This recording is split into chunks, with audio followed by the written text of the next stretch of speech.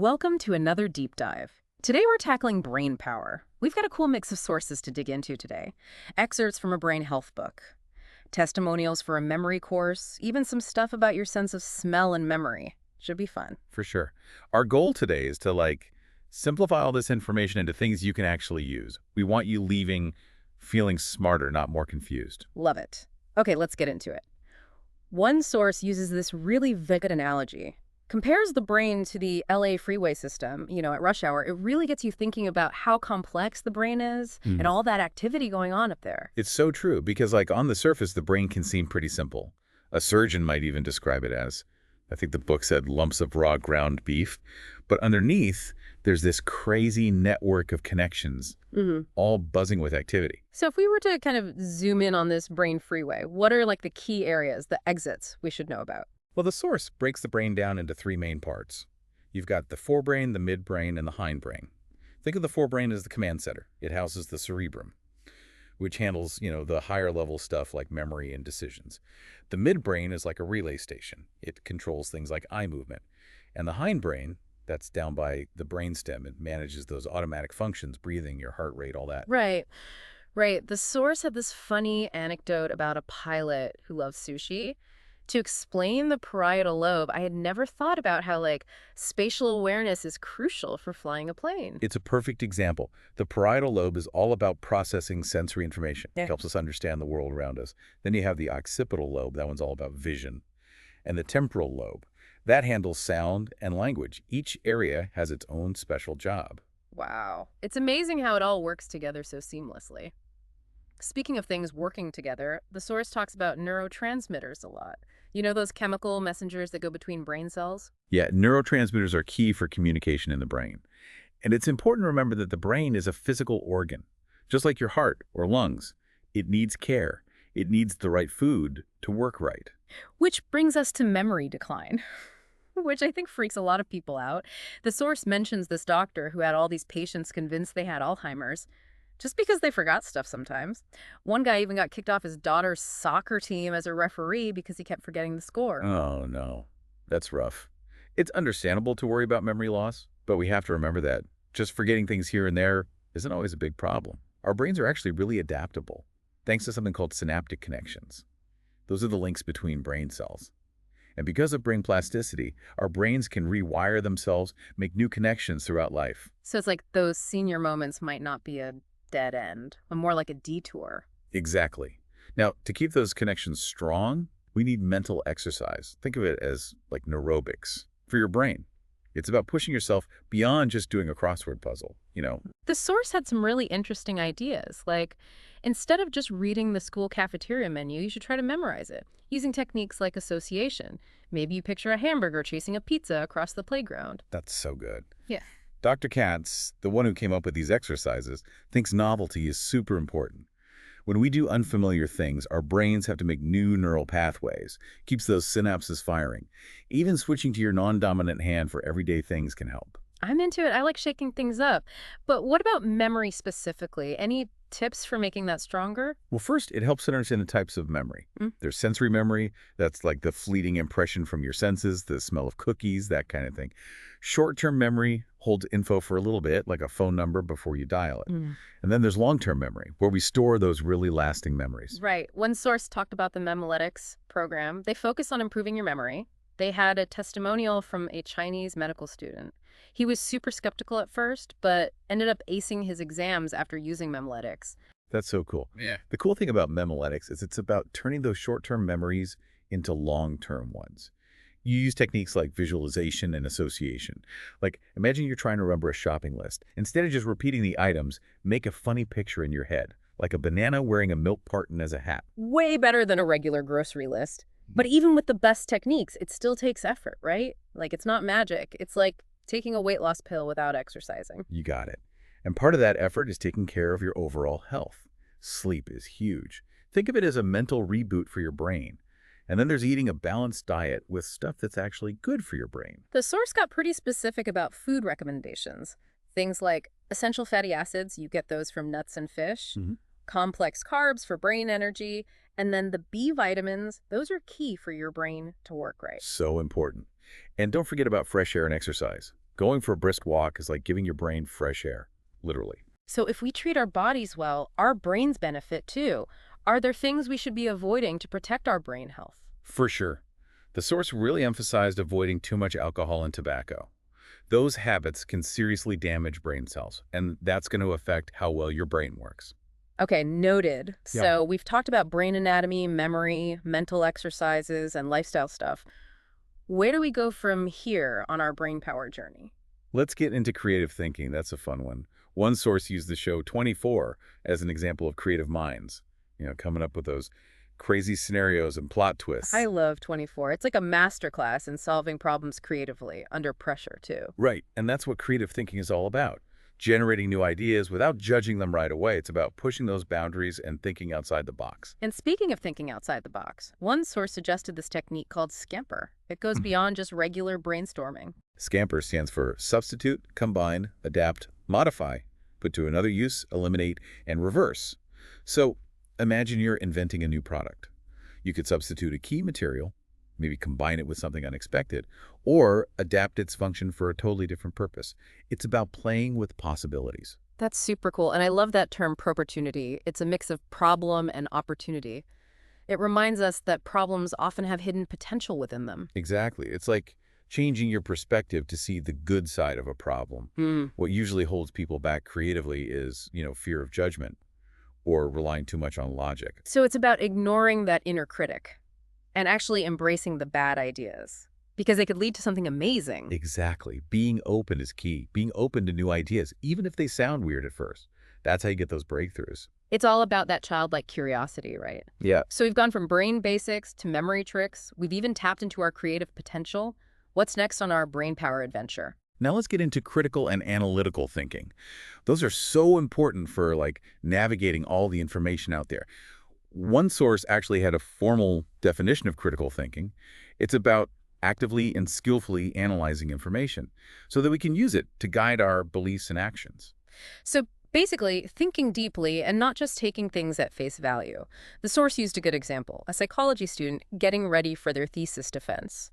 They have to really break down complex ideas and evaluate evidence to reach a solid conclusion. Right. It's about being systematic. There's even a four-tiered model for understanding critical thinking. It starts with absolute knowing, where there's just one right answer, and it goes all the way to contextual knowing, where the truth depends on the situation. It's like your thinking has to evolve as you learn new things. The source also mentioned Occam's razor. That's the idea that the simplest explanation is usually the best one. Totally. Sometimes we overthink things way too much. For sure. So we've covered critical thinking. What about analytical thinking? Are those the same? They're definitely related. But there's a subtle difference. Analytical thinking, it builds on critical thinking, but it's more about breaking down complex problems into smaller parts so you can figure out the root causes and find solutions. One source had this 5-step process for analytical thinking. First, you define the problem, then formulate a hypothesis, gather facts, conduct the analysis, and finally, develop a solution. It's a really structured way to approach problems. One of those steps stood out to me, conducting the analysis. It's about spending more time actually analyzing the information, not just collecting it. So it's about looking for those key insights. Like one source talked about root cause analysis, where you keep asking why to get to the bottom of a problem. Yeah, if you understand the root cause, then you can come up with better solutions. Speaking of insights, let's talk about visualization. Visualization can help you be more creative, reduce stress, and even be better at problem solving. One source talked about visualization in 2 ways, technological and psychological. On the tech side, you have things like using graphs and diagrams to show information. Like those scientific visualizations that help researchers analyze complex data, or even the visualizations they use for product design and manufacturing. It's crazy how technology can bring abstract ideas to life. What about the psychological side of visualization? That's where it gets interesting. It's about the connection between our thoughts, our emotions, and our physical sensations. The source used this great example, watching a scary movie. The fear you feel actually triggers physical responses, like getting goosebumps. Exactly. When you understand that mind-body connection, you can use visualization to achieve goals, manage stress, even improve your well-being. One source talked about how important it is to balance the logical left side of the brain with the creative right side. Visualization can help with that. Totally. When we engage both sides of our brain, we unlock our full potential. The source also talked about something called image streaming. Image streaming, what is that? It was developed by this guy, Dr. Winvinger. It's all about using mental imagery to boost creativity, to solve problems. Some people even say it can raise your IQ. Okay, how does that work? You close your eyes, relax, and just describe out loud any images that pop into your head. The key is to be super detailed, like you're actually experiencing it. No, I get it.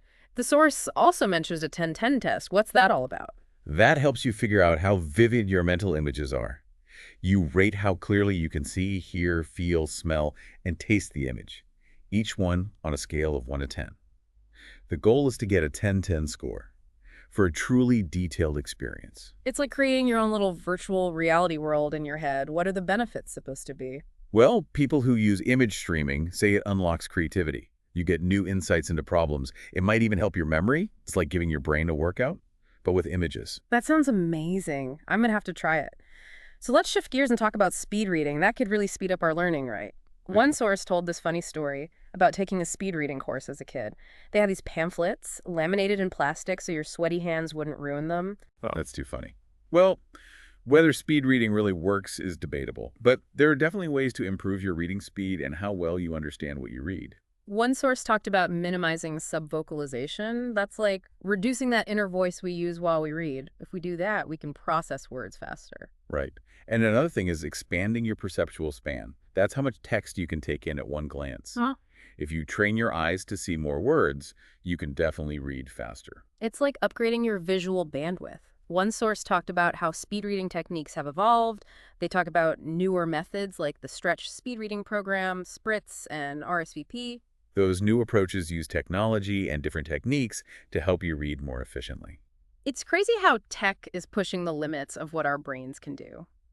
Speaking of pushing limits, one source brought up this concept of great thinkers and how what we think of as genius has changed over time. Yeah, like way back in the day, if you were a great thinker, you were basically a genius. But now, with so much information out there, it's not so simple. The source even used Bill Gates as an example. Is he a genius because of his contributions to technology? It's a tough question to answer. It makes you think about how we define genius in the 21st century. The source also talked about historical figures like Charles Darwin, Mahatma Gandhi, and Will Durant as great thinkers. It's so inspiring to look at how they impacted the world. They had these amazing qualities: curiosity, observation skills. They persevered, had this relentless drive for knowledge. And those are qualities we can all cultivate in ourselves. By studying them, we learn so much about the power of the human mind. We've covered a ton in this deep dive: brain anatomy, memory techniques, aromatherapy, visualization, speed reading. We even talked about what it means to be a great thinker. It's like we've unlocked all these brain power secrets. It's been a pretty amazing journey, exploring brain health and how to enhance our cognitive abilities.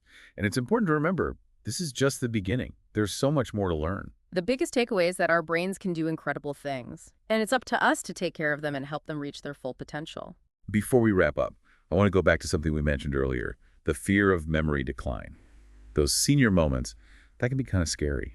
Yeah, the source mentioned a doctor whose patients were convinced they had Alzheimer's just because they forgot where they put their keys or couldn't remember someone's name. That's a really common fear. You should always talk to a doctor if you're worried. But it's important to remember that not all forgetfulness is a sign of a serious problem.